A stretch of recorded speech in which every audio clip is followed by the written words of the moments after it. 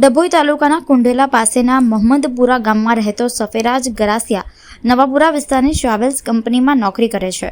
થોડા દિવસ પૂર્વે શેઠની એક્ટિવા લઈને રાત્રિના 8 વાગ્યાના અરસામાં ગર્લફ્રેન્ડ સાથે નવલખી કમ્પાઉન્ડમાં ડબલ વીઆઈપી માટે બનાવેલા હેલીપેડના સ્થળ પાસે બેઠો હતો. દરમિયાન રાત્રિના 9:45 વાગ્યે એક મોટરસાયકલ ઉપર સાદા ગણવેશમાં 3 શખ્સો આવ્યા હતા. આ પૈકીના એક શખ્સે પોલીસનું આઈ કાર્ડ બતાવ્યું હતું. બાઇક ઉપર પોલીસવાળાની જેમ આડો ડંડો લટકાવેલો હતો. આ શખ્સે લાયસન્સ અને આરસી બુક માંગી હતી અને ત્રણેય જણાએ યુવતીની હાજરીમાં સરફરાજની પીટાઈ શરૂ કરી હતી અને 2 વ્હીલર સળગાવી મૂક્યું હતું.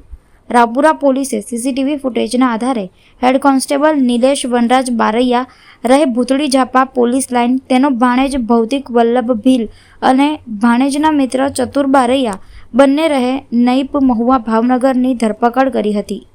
બનાવ સંબંધિત ખાતાકીય તપાસના અંતે હેડ કોન્સ્ટેબલ નિલેશ બારૈયાને ફરજ ઉપરથી સસ્પેન્ડ કરવામાં આવ્યો છે.